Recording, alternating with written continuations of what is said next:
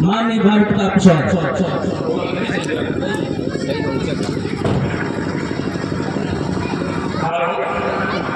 हाँ साथियों, सर्वप्रथम हम अपने महापुरुषों को याद करते हुए महामानव गौतम बुद्ध जी, ज्योतिबा फूले, सावित्री बाई, पेरियर रामास्वामी नायकर, छत्रपति साहू महाराज और भारत के संविधान के रचयिता डॉक्टर B.R. अम्बेडकर जी को सच्ची श्रद्धांजलि अर्पित करते हुए हम अपनी बात को शुरू करते हैं। तो साथियों, हमें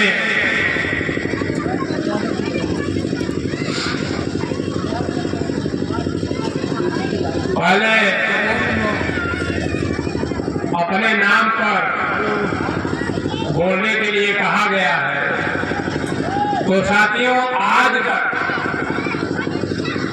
हमारे जो ठग थे उन्होंने हमें स्वर्ग के नाम पर जितना ठगा है, हम उस चीज को जान चुके हैं। चोर मरे तो भी स्वर्गी, डाकू मरे तो भी स्वर्गी, अच्छा व्यक्ति मरे तो भी स्वर्गी। तो साथियों, जो स्वर्ग में गया वो आज तक लौट के नहीं आया कि हमारा हाल चाल क्या है, हमारे बीवी बच्चे कैसे हैं। केवल आपके धन को लेकर के ठग करके सबको स्वर्ग पहुंचाते हैं। तो साथियों, हमें यह नर्क बहुत सुंदर लगता है, क्योंकि आज इस नर्क के दौर में जो हम जी रहे हैं, हमारे सामने आज सजा हुआ मंच स्वर्ग है।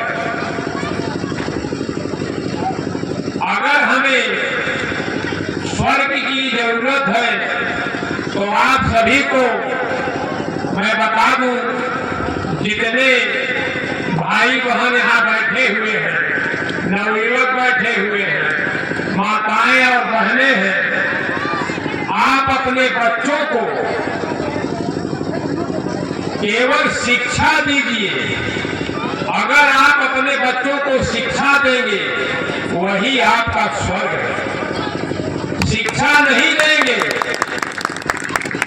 उसी पैसे से आप दारू और नशा शराब पिएंगे, तो आपका अगले समय में आने वाला समय जो होगा वह नर्क साबित होगा।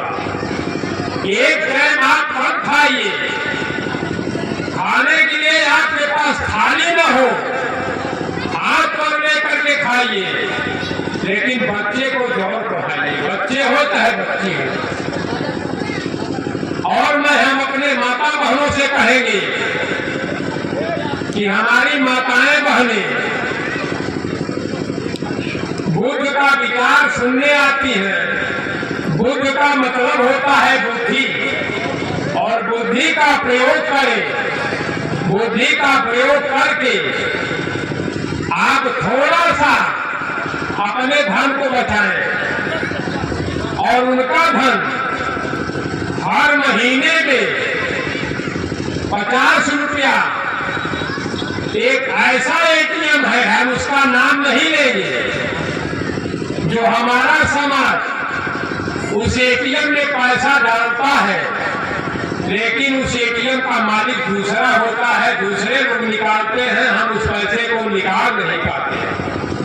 तो साथियों, आप लोग अगर स्वर्ग जाना चाहते हैं तो बच्चों को बच्चियों को पढ़ाइए और स्वर्ग जाइए। और हमें तो इस नर्क में बहुत सुख मिल रहा है, क्योंकि नर्क में कोई रहता नहीं, सारा नर्क खाली है। यहाँ हम खूब आराम से रह रहे हैं और मौज मस्ती ले रहे हैं। तो साथियों, हम एक बात और कहेंगे, इस आयोजक के जितने भी बच्चे हैं, इन्होंने जो भी कार्यक्रम किया है सब सराहनीय है, लेकिन ये लोग किसी से समझे नहीं। जो गलतियां इनसे हो गई हैं उनके लिए क्षमा हम मांग रहे हैं अपनी तरफ से। उन्हें क्षमा करेंगे इन बच्चों से, क्योंकि आज हमें जो कुछ मिला है, यह मंच मिला, यह शासन प्रशासन का जो भी मिला, डॉक्टर अंबेडकर के जरिए मिला। अगर बाबा साहेब न रहे होते तो भगवान बुद्ध और सम्राट अशोक इस धरती पर पुनः नहीं आते। तो साथियों, हमारे बच्चों ने गलती किया है कि इस मंच पर बाबा साहब की मूर्ति नहीं लगी हुई है, इसलिए अरे धुआं लगाए हैं, ध्यान लगा, ठीक है, सब लगा रहे हैं। तो साथियों, जो कुछ भी गलतियां हो आप लोग क्षमा करें। वैसे यह कार्यक्रम विगत चलता रहे, सब कुछ सही है। और हमारे भांते जी 5वां शील ग्रहण कराए हैं। सुरा मेरे मध्य प्रमाद खाना बेरमणि शिक्षा पदम समाज में।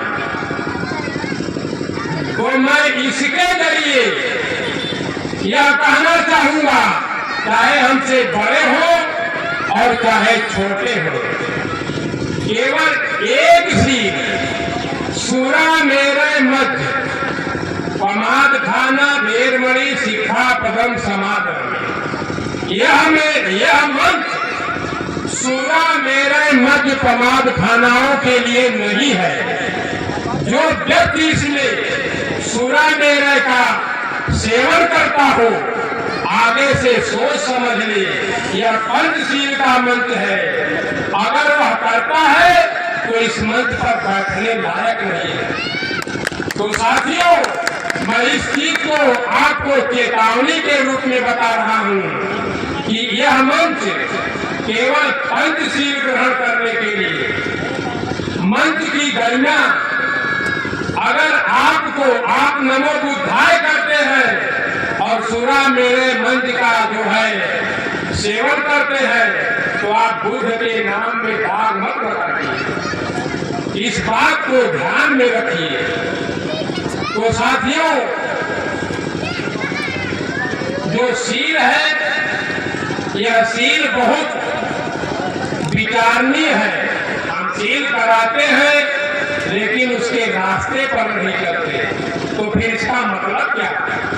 हम करें या न करें। तो हमें जिस रास्ते पर चलने के लिए कहा जा रहा है, हमें उस रास्ते पर चलना होगा।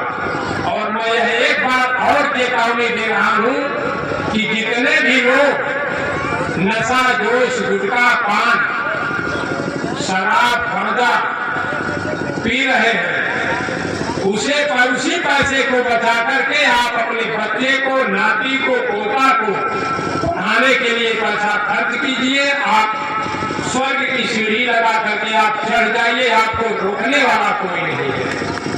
अगर आप बार बार उसी सेवन को करेंगे तो आपका बच्चा, आपका नाती और आपके आने वाले समय में बच्चा भी आपका साथ नहीं देगा, क्योंकि आप नर्क में चढ़ रहे हैं। तो साथियों, मैं इसी पर अपनी बात को विराम देता हूं। जय भीम, जय भारत, जय मुरली।